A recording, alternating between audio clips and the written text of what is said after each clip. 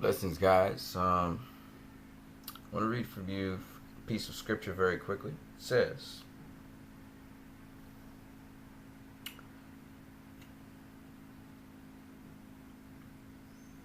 "My soul is continually in your hand." Psalms 119, 109.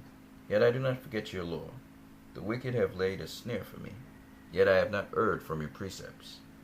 Your testimonies have I taken as a heritage forever, for they are the rejoicing of my heart. I have inclined my heart to perform your statutes, always, even unto the end."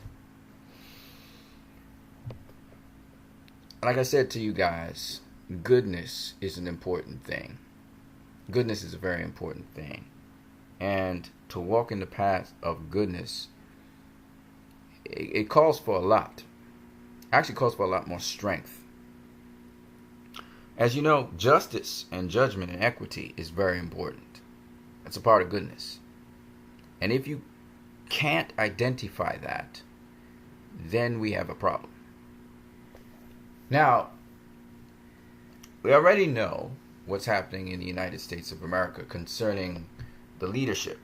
There is a bankruptcy of morality and ethics. But what I want to show you guys is something from Batman v Superman: Dawn of Justice that Glen Woodburn said that's very true. And then I will show you how history is being repeated. And this is only for you guys to take note of this and be careful. And like I said before, use the strategy from the grassroots level up of ensuring that there are other options on the table, as well as start making the change in your communities now. So let's get to it.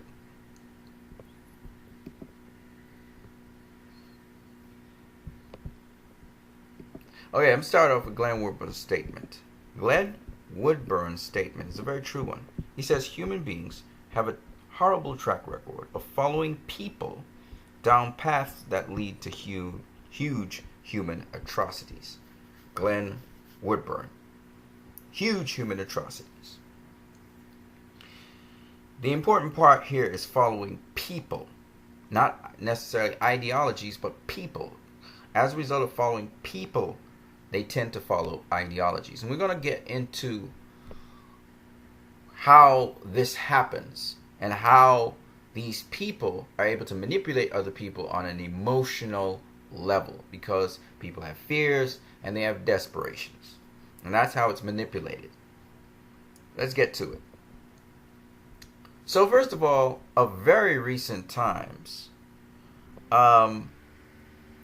we've seen that migrant children from parents who are illegally crossing the border into the United States, or sometimes it's questionable whether they're illegal or not because they're heading into the United States looking for asylum.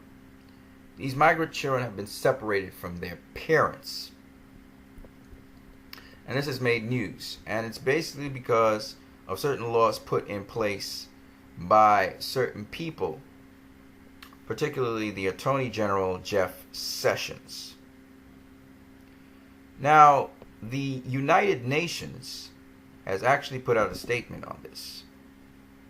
And they have said that this is wrong and that the United States is violating the human rights of these children according to international law. Okay? And this was said actually 2 days ago. The administration rejected what was called an ignorant attack by the United Nations Human Rights Office and accused the global organization of hypocrisy. So that's the response to what happened. The Human Rights Office said it appeared that the United States authorities had separated several hundred children, including toddlers, from their parents or others claiming to be their family members, under a policy of criminally prosecuting undocumented people crossing the border. The practice amounts to arbitrary and unlawful interference in family life and is a serious violation of the rights of the child. Ravina Samdasani, a spokeswoman for the Office of the United Nations High Commission for Human Rights based in Geneva. Now, what's important about this is Trump's administration announces a zero tolerance for policy of illegal border crossings, saying that it would significantly increase criminal prosecutions of migrants. So they decided to ramp it up. Officials acknowledged putting more adults in jail would mean separating more children from their families. The United States should immediately halt this practice of separating families and stop criminalizing what should be, at most, an administrative offense, that of irregular entry or stay into the United States. That's what Mrs. Shamdasani said. Nikki R. Haley, who is the United States ambassador for the United Nations, clearly showed American irritation. She said, once again, the United Nations shows its hypocrisy by calling out the United States while it ignores the reprehensible human rights records of several members of its own Human Rights Council. While the High Commissioner's office ignorantly attacks the United States with words, the United States leads the world with its actions, like providing more humanitarian assistance to global conflicts more than any nation. Without addressing the specifics of the accusation, Ms. Haley said, neither the United Nations nor anyone will dictate how the United States upholds its borders. This is very important to understand, that this is not something new that is happening. History repeats itself. Okay? And everybody kind of knows what's going on. With all the spin and everything, people, especially people in minorities, see exactly what's going on. And I'll show you how history has repeated itself. Anyway. On Twitter, President Trump appears to agree that breaking up families was wrong, but blamed Democrats for the approach, saying their bad legislation had caused it. In fact, no law requires separation of children from their families, and the practice was put in place by his administration just months ago. That would be Donald Trump's administration. Now, the people who are putting this in place, by the way, are Jeff Sessions. He's the guy. He was known as a known KKK guy, and almost all of his policies that he's doing is actually disenfranchising minorities, and again, when it comes to immigration, his policies seem to be always to attack minorities and immigrants. The American Civil Liberties Union says that since then, the pace of separations has accelerated sharply. Lee Garant, deputy director of the group's Immigrant Rights Project, said in the past 5 weeks, close to 1,000 children have been taken from their families. Last year, as Homeland Security Secretary, John F. Kennedy raised the idea of separating children from their families when they entered the country as a way to deter movement across the Mexican border. So, John F. Kennedy, he said this would deter them by separating children from their families. Now, let me just say this very, very quickly. There are a number of precedents that happened in the world. And it's very scary when I see these kinds of laws being put in place. Let's start with the beginning. Slavery, which occurred in the slave trade that happened way back in the 1600s, 1700s. Children were separated from their parents. Families were broken up. The Holocaust. Children were separated from their parents. Families were broken up. Very recent in history, in the 1960s, with the Black Power movement, the Black Panthers, the fathers of children, would be separated from their families and incarcerated. In fact, we all know that minorities are the highest level of people incarcerated in prisons. Not to say that the level of crimes done by minorities and also non-minorities is any different from each other, but the prosecution of these crimes are always where the minorities get incarcerated at higher rates. And we're talking about for substance abuse and those kinds of things. This, of course, disrupts families, destroys the family life, and when you can destroy the family life, people do not know their history. When they don't know their history, you can cripple them and tell them whatever, reprogram them. So, this is something that's systematic, that has happened not just once, but before this. History has repeated itself several times. So, when you see these kinds of actions being taken, it does lend to the question, why such racist policies? And we'll get to that in a minute.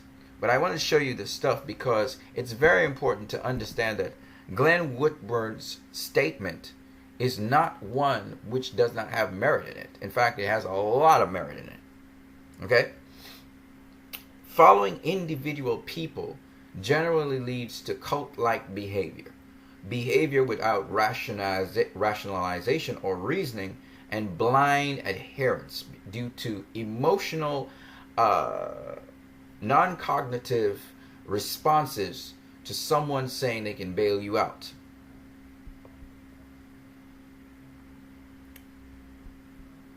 Let's continue. Homeland Security officials have since denied that they separate families, but also have faced sharp criticism from Donald Trump for failing to do more to curb the number of migrants crossing the border. For the United Nations, it's a matter of great concern that the United Nations migration control appears to have been prioritized. That in the United States, migration control appears to have been prioritized over effective care and protection of migrant children. Remember, you got babies and stuff separated from their parents. It's crazy.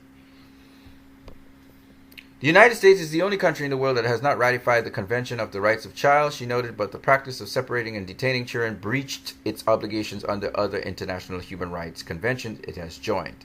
Children should never be detained for reasons related to their own or their parents' migration status. Detention is never in the best interest of the child and also constitutes a child's rights violation, she said, calling on the authorities to adopt non-custodial alternatives. The ACLU has filed a class action lawsuit in the federal court in San Diego calling for a halt to the practice and for reunification of families. Now, there are a number of things you have to understand. There is a blind allegiance to Donald Trump and his regime. What's interesting about this is not the first time this has happened, okay, in history. Very recently in history, in the 1930s to 1940s, this also happened. And again, because of unfavorable economic conditions for certain people. So we're going to talk a little bit about that right now. But first, let's look at something that's happening in Germany, and it's been very recent. The Nazi language is becoming increasingly common in Germany's discussion of refugee crisis, researchers say. And you will see that following the conclusion of World War II, Germany embarked on an initiative to rid their society, culture, and politics of anything that remained of Adolf Hitler's Nazi ideology. However, let me just break to the point here. Attacks on asylum seekers accommodation increased more than fivefold from 2014 to 2015, according to the national crime statistics released in the interior. Okay, Angela Merkel, who was trying to identify with the refugees, there was a lot of these kinds of banners here. Rape refugees, not welcome here. And if you go and you look at any Donald Trump rally that he had with the people having their banners, it's similar sentiment to this. Now, why this is very important for people to understand, without going into too much detail on this, is because what we're dealing with is a certain kind of mindset. This is welcome to idiocy. This guy has a flag. He's a nationalist. Captain Officer says, duh, many on the liberal left have no tolerance for views and opinions of those on the right. They have an entitlement that they are right and deserve whatever they want. These people are bigots. Now this guy, he's attacking the left. The idea is when you attack the left in the United States of America, you can obscure what you're doing. And I'm not saying that it's right versus left here, because I know there are a lot of right-winger people, a lot of Republicans who actually they are people who are thinking and so on. So I don't think it's right versus left per se. I think it has to do with, again, not just morality and ethics, but also now we're looking at something that is going to end up in genocide. This is about mass murder. This is about a superior race, an Aryan race of people. And there is a strong amount of support throughout the world. We saw it in the Philippines. We saw it in England. We see all of these anti-immigrant policies and ideologies being pushed and proposed throughout the world. And there's this growing sentiment between Europe and certain countries like, say, for instance, um, the Philippines, where people are becoming more extreme in their views of other people of other cultures and ethnicities being in their world. And it's very interesting why I say this is because when I saw this, I saw people even defending the Nazis and talking about poor Nazis. And I have seen when we were looking at critiques of Wonder Woman, and even though the people weren't Nazis, that they were, this is anti-German and this is anti-Nazis. And when people start to defend Nazis, that's not necessarily a very good thing. You know what I mean? Here's something that's interesting. Adolf Hitler actually said he would make Germany great again.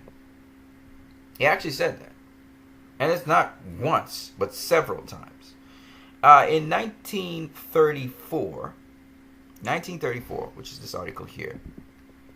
No, this is 1940. Sorry, this is another article. In 1934, in the Green Bay Press Gazette, Adolf Hitler said something that was very interesting. Now, many people thought that Adolf Hitler was a joke and they were making jokes about him. They didn't take him seriously. He came out of prison and then he started, after 5 years, and he started to pitch this ideal. He was pitching to the dissatisfaction of people in Germany. Okay? And if you notice, this is what Donald Trump did. He did not dwell on anything that was good. And what's very interesting about this is, after he had been jailed, he came out of jail. They called him the Little Corporal. And he told people that he would make Germany great again. He blamed the Jews, socialists, communists, and others for troubles of the land. And his blazing speeches gained followers for his cause. People started to follow him. And now they say, Heil Hitler. Now what's very interesting is, after Donald Trump won the elections, a group of neo-Nazis got up very quickly and said, Heil Donald Trump. And that should have signaled something to people. But people said, oh, that's just a small group of people. Well, guess what? There were a small group of people that started following Donald Trump back in, Adolf Hitler back in Germany, before it was Nazi. In February 24th, 1914, the edition of the Louis Star and Times of Misery, the newspaper quotes a Hitler speech that was broadcast throughout Germany and even played on radio in the United States. In a direct quote from Hitler, he says, nationalism and socialism had to be redefined, and they must be blended into one strong new idea to carry new strength, which would make Germany great again. And he said it right there in that speech there. And then in another article, which is Uncle Ray's Corner, Modern Leaders of Men 3, Adolf Hitler. In that, it narrates his story, and it narrates about what happened to him. And it speaks again about how Adolf Hitler, out of prison, took advantage of the groans. So there was a big debt in Germany based on World War I. The debt was cut down by the Allies, but their efforts to pay the sums required each year the Germans groaned. They felt that they were being ill-treated. And then the Jews were prospering in Germany, and they were managing businesses and so on, so that these people were not native Germans, and these native Germans were all pro-Christian. And so there was this resentment of the Jews throughout Europe and in Germany. And it's very interesting, this resentment of immigrants coming in to take our jobs. You hear that over and over and over again. That's the mantra you hear, because the economies of the world are so underburdened. And they talk about these immigrants coming in to take their jobs. We see a very anti-Semitic language. We also see these days a lot of intolerance to minorities, that most black people, in fact, we saw that the Mexicans were considered rapists and murderers. We saw Donald Trump use language such as the black people, when they were protesting, the footballers, that son of a bitch, get him out of here, he's fired. This very vitriolic, very heavy language, an attack on minorities. And then this guy would turn in the same breath and talk about he's helping minorities. And again, what happened in Nazi Germany was the arts were attacked, comedy was attacked, and sport was attacked. Okay? Then the institutions were attacked, and they purged out any books that were speaking about anti-war and these kinds of sentiments. And they purged out a lot of intellectual books. There was a certain section of scientists out there that they've never been prosecuted for war crimes, and they're actually at large. And it's interesting that the United States of America, through IBM, was also funding the Nazis. So there is a relationship between the Nazis of Nazi Germany and America. And of course, America was they had racism on the high card until way down overtly. You had Ku Klux Klan people and stuff, purging people and stuff. It was all the way up to the 1960s. So my point being that there's this common sentiment between Nazism, Adolf Hitler, and what's happening in the United States of America right now, if people are not paying attention, and it's directly related to the racism that's happening blatantly, systematically in the United States of America. It's very blatant now. And I think it's because the white American people feel disenfranchised. They're losing jobs, they're losing things. And so this is the ripe opportunity to foster that racism, to ethnically purge the country, and have this superior race of people ruling the world. Basically the same thing that happened under Adolf Hitler is happening again. And people are taking this very lightly, whereas the approach by these people is proactive. They're very proactive in what they're doing. They're forming laws and stuff behind your nose. Jeff Sessions is compiling a lot of laws to make sure that this happens. And these people literally believe the ideology that Adolf Hitler and the Reich, we have the right and the left. Well, here's the Reich. I'm just saying, putting it out there for you guys, that they have. Now, people can obfuscate this. They can even not be clear on what is happening, but it's very clear. The whole world knows this is about racism. This is about an elite race of people governing the world, and they become great in their military might. That's what's going to. That's really is at foot right now, and it's so blatantly obvious. It's not. Minorities know this, but now it's. Do we isolate this? How do we remove this? This is what people are trying to figure out, and it's very simple. The next generation of kids, they have to be the ones, and the next generation, also the current generation, the people in their communities need to step up to the plate. Even if you think you're economically being benefited by these trade deals, which are just suicidal in my opinion, and you think you're going to be benefited by creating a wall, blocking out people, jailing people, prosecuting people, and just breaking human rights in half and doing whatever the hell you want to do. I think a lot of people in this day and age need to step up to the table. Now, there are enough people who are actually very much racist in the world today, and you see them on social media. I think that people need to understand that Adolf Hitler was known as the Chancellor of Germany. And who was the Chancellor in Star Wars? Palpatine. Germany later became an empire, which is why we have the empire. Okay? And the old president of Germany, he was too weak, and Adolf Hitler ran against him and beat him. Okay? And he became the Chancellor of Germany. Now we still have chancellors. Yes, now we still have chancellors in Amanda Merkel and so on. But it's just very scary how this guy is proceeding, Donald Trump. He's like, as I said before, I hate to say it, but it's true. He is the modern day Adolf Hitler. Okay? And he is backed by Vladimir Putin, who is also having a dictatorial, authoritarian regime right now. There's no democracy in Russia. As there is no democracy, there is democracy in the United States of America, but again, the way how this guy is behaving, like a totalitarian, is clear. This guy admires guys like Vladimir Putin and Kim Jong-un. These are authoritarians. These are totalitarians. Okay?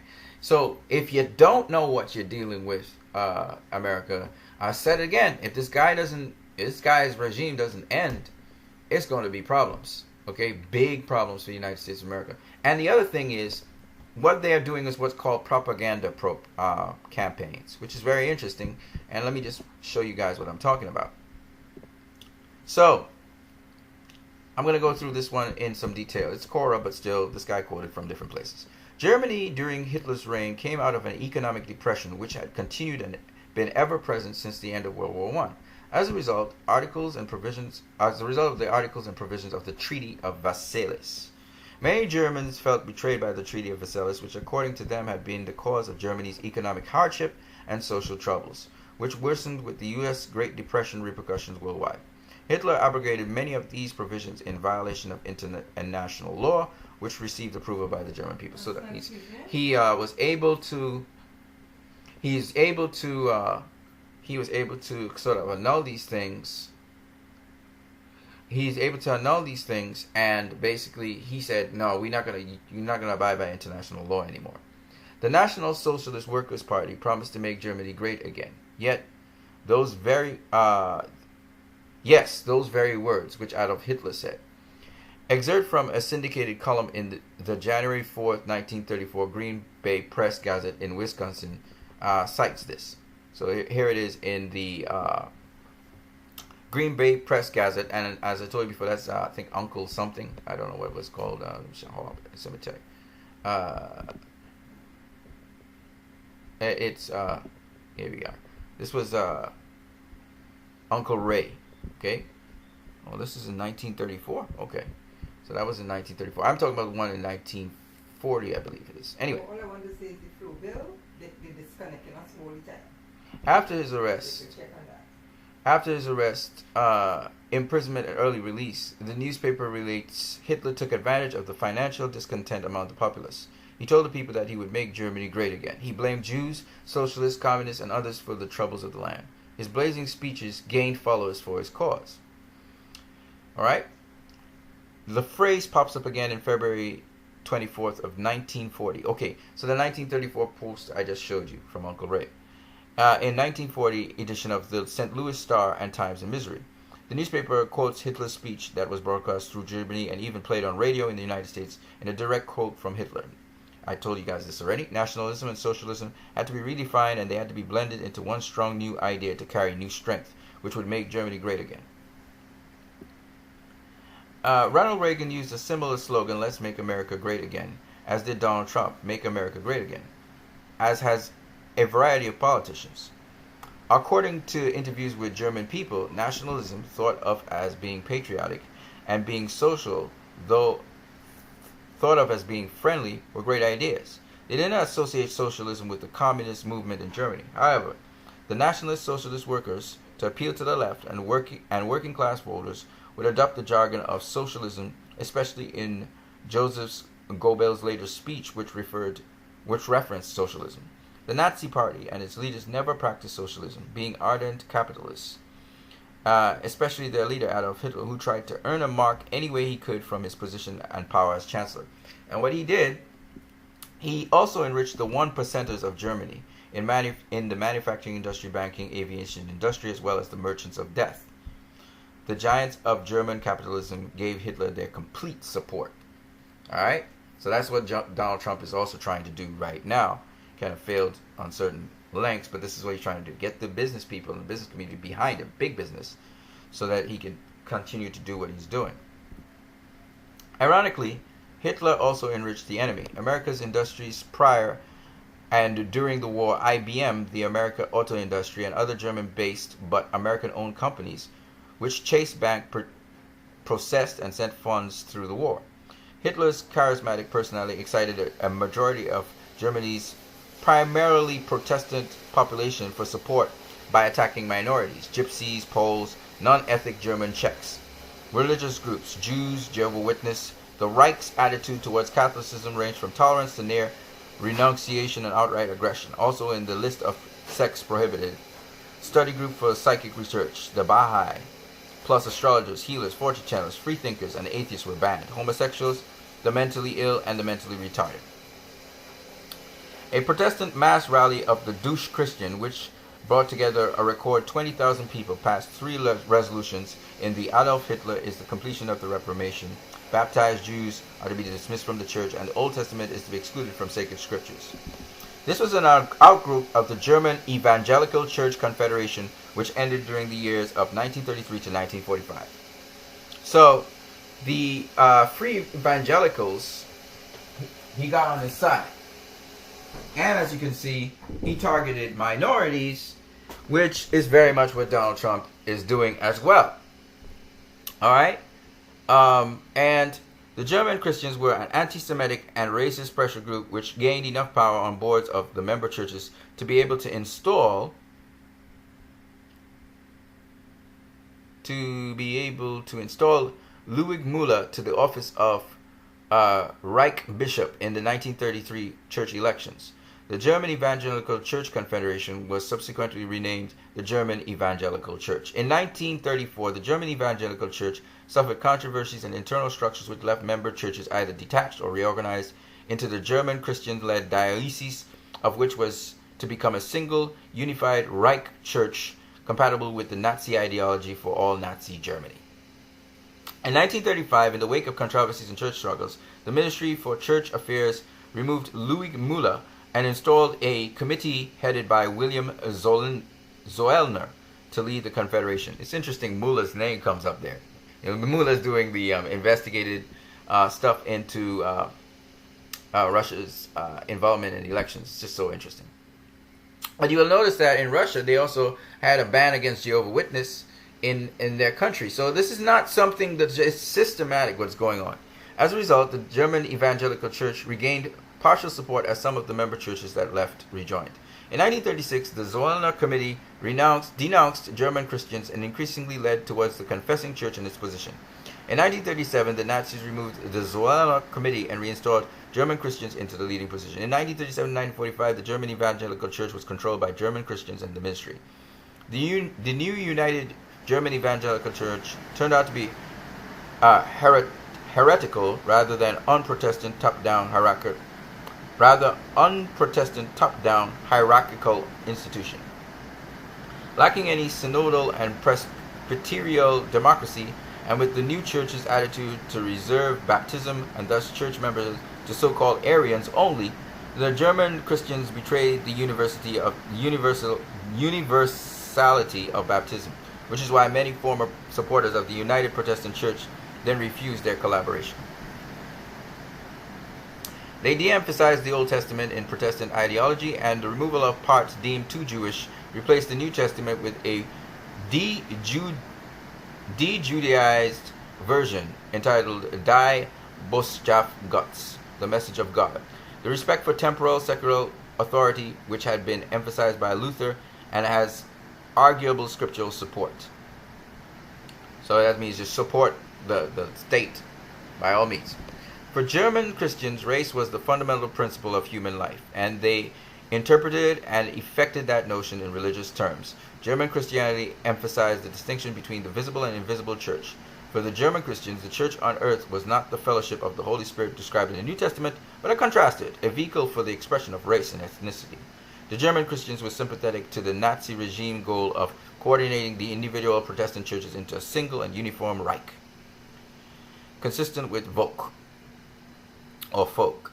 The Nazis were the popular opposites of separation of church and state, and found in the United States. For the above reasons, plus control of the media and press by right-wing nationalists of the Nazi Party, the German people didn't until too late. Let me say that again. For the above reasons, plus control of the media and press by right-wing nationalists, by the way, right-wing again, of the Nazi Party, the Germany people didn't until too late know how bad things were in Germany. This kept the support present as dissenters were quickly eliminated by one method or another.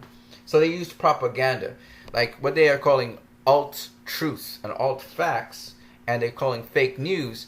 They built up their own propaganda where their people were insulated into them. And it's kind of like with cults, where cults sort of try to make you not believe what is happening outside of the cult is true. And you just believe everything that's inside the cult. And this is basically what's happening with Donald Trump and his supporters. And even people who are not suspecting of it, because they think that Donald Trump is their messiah, They're just engulfing up everything, and they have their own media outlets which are pumping this stuff to safeguard them so they don't accept any of the brainwash them into thinking that the stuff that is said in general media, while true sometimes and sometimes false, in general media is a false narrative. And so because people are so skeptical of what's happening in the world in media, people are finding themselves actually gravitating to it. I have a cousin, he's black, and he's around white people. And this dude, as intelligent as he is, sadly, he is actually siding with Donald Trump and talking about all kinds of ridiculous things. I mean, I can't tell you how ridiculous the guy sounds. And he actually thinks he has logic and reason with it. And everything he says, from a logical and reasoning point perspective, is just ridiculous. But he buys into it. And I think it's because he has this outrage. It's fed into the outrage that, and even though he is a minority, he's believing that minorities are getting, with affirmative action and with all these other things, the average American people, the white American people, are being disenfranchised by these people. When they are not being disenfranchised by these people in any way, shape, or form, it's that they're jealous of these people having advantages, not understanding they have advantages too, and they should stay in their own lane. So you have this kind of thing happening. It has happened in Europe, it has happened in America, and it's happened in certain other Asian countries. And racism is a thing that makes people feel they're superior to other people. They need comfort. People, when things are going bad, things are starting to slip up, they don't have that privilege they used to have. People tend to want to get that back. This is why Russia right now is trying to turn back to communism. And they're looking at that. There was the invasion of Yugoslavia, right? They tried to invade Yugoslavia. Again, when you see these kinds of infringement on other people's human rights, you can tell something's drastically wrong with the nation that's bullying other nations and trying to invade them and take advantage of them.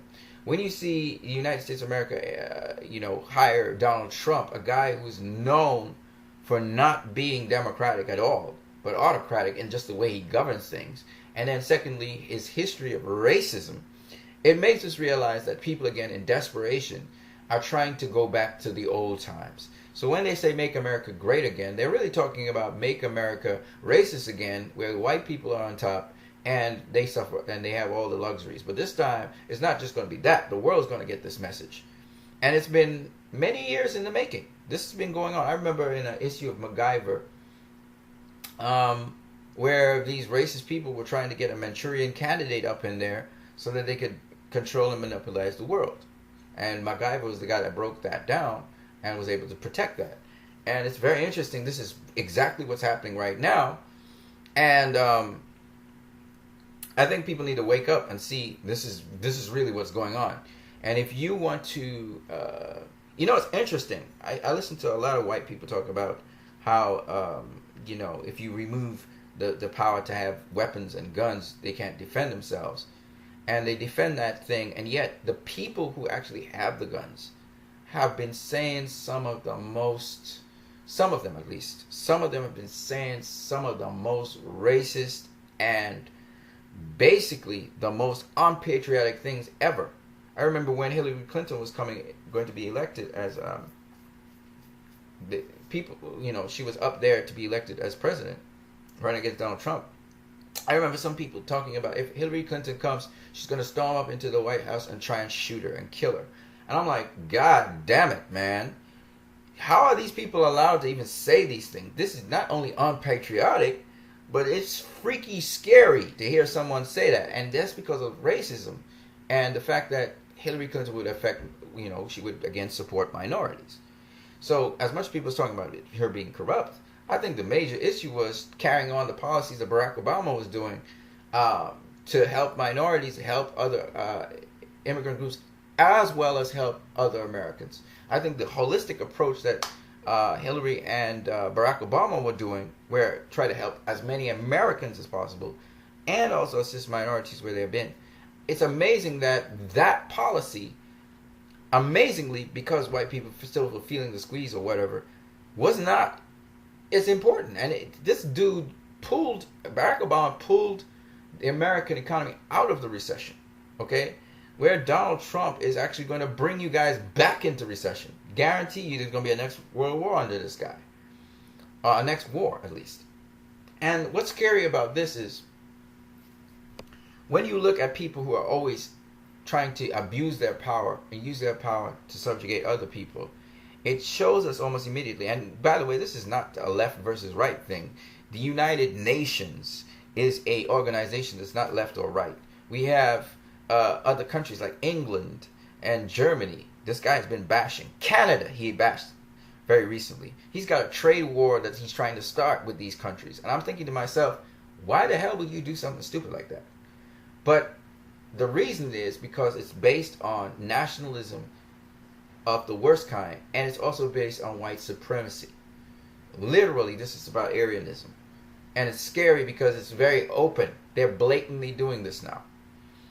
And this, to me, is an ugly time. But as I said before, what we as people need to do, and this guy does not set a proper example for anyone, okay?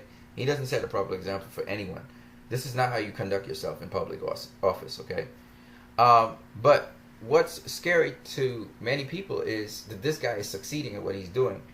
And it starts off with small groups, and they harass. In Nazi Germany, they started harassing the Nazis. They came in like mobsters, and they would break into people's shops and places, Jewish people, and tell people not to go in and buy from them and stuff like that. And it's weird because when I see the Nazi people and the neo-Nazis trying to keep the Confederate moderates up, and then one Nazi guy plows into a crowd of people and kills a protester, and Donald Trump calls that equivalency, that both people on both sides were bad. When this guy is saying that, there's a clear message to the whole in the United States of America.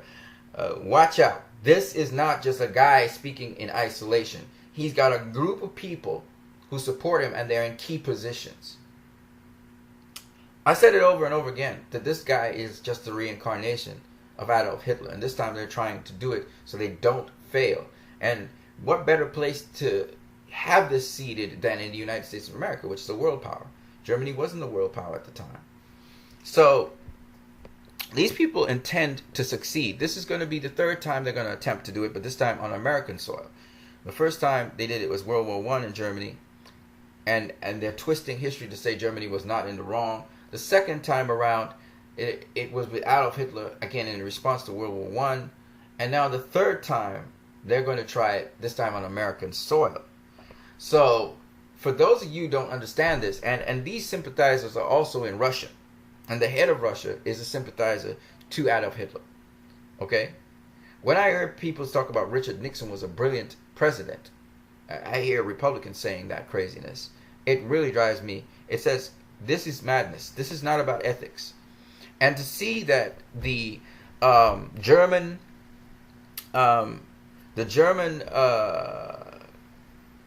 evangelist churches had just a totally heretical way of approaching things, and that German evangelical church compromised all its beliefs just to fit in with politics, tells me that this is a scary thing to see, because this is the same thing happening with the free evangelicals. And so what I'm telling you is this is the exact same thing happening again. History is repeating itself once again.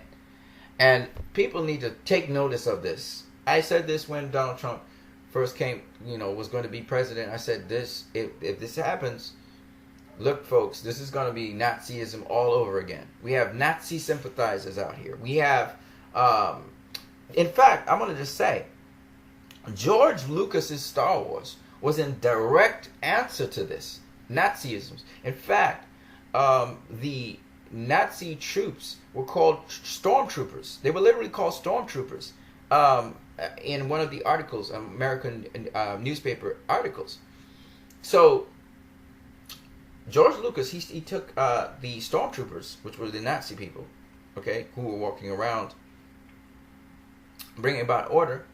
He used the word chancellor, and then he used the word emperor. It should signal to you that Star Wars is actually a talk about World War II. And everybody knows this. George Lucas was actually doing that. But the point is, you have to understand that this is the situation. The Last Jedi. Another reason I'm beginning to realize why people weren't supporting these movies? The Last Jedi. Justice League. Justice League promotes integration. And right now we are in an atmosphere, at least politically speaking, in the world where it's isolationism and nationalism that's being promoted. and empathy and sympathy for people who are seeking to have ethnic cleansing. So it's interesting that Black Panther had a resounding response by the black community, but I'm going to say this now. You guys should have had a resounding response to Last Jedi, and also a resounding response to Justice League. Okay? It's not just, you cannot just be partisan right now. We cannot have left and right going on here. We have to say this is moral and this is immoral, and you have to reward movies for being moral. Right now, the Me Too movement is still there. Also, the Black Lives Matter movement is in another incarnation, but black people are responding to that. That's not enough, people. We have to stand up. We have to stand up even stronger now. And I hope that Hollywood promotes and shows more of this stuff and more of diversity. I see that Spider-Man that's coming up at the end of this year is a Black Spider-Man. Miles, I forgot what his next name is, the animated thing that's coming up. Well, we need to promote these movies. We need to promote Aquaman. You need to promote things where it's about diversity, and it must be a strong statement, not just in the arts, not just in the schools, not just in the education system. It needs to be strong in the communities. You are the grassroots. They can't take you out. You know, they will try to do mass genocide, but if you are grassroots people, and some of you are in the military, some of you are in different areas and positions of the world, you can put this resistance together. Because we need to resist this thing if it's going to even... And we're way behind the grave because there's so many laws that have been passed to enslave people and to push this particular agenda. It's not funny. And it's strange how some of the politicians have been bought out to allow this to happen. So it's very important people understand this. I've been saying it from day one. I was not being... again, I saw what was happening. And so it's very important for people to understand that. This is not a joke, folks. This has happened before. And it will happen again if you do not start coordinatively hammering home certain things. You need to have repetition. The people who are pushing these agendas, they repeat themselves a lot. And it's up to you guys to also have repetition. The devil didn't want me to finish this video. I had some interruptions and certain things tried to happen to my computer. But it's done. I'm going to upload it on YouTube. I want you guys to remember what I'm saying and bear this in mind. There are only two outcomes here. Either that administration falls, or you will see the end of democracy. I said this many times. I am not joking. Every single democratic institution is under attack by these people. The first line of defense, your intelligence and your military is under attack. And believe it or not, the military is under attack. Okay? Now, if you guys want to buy into the BS, so be it. But at the end of the day, I told you guys what it was. It's up to you if you want to buy into it or not. And this is what it is. And it's up to you and your communities to make a decision which way you're going to go. It's going to go down to that. I thought I would share that with you guys. Again, the DCEU leading it. And I thought this nice statement by Glen Woodburn had some merit in it. And I wanted to go a little deeper. You guys have a great one.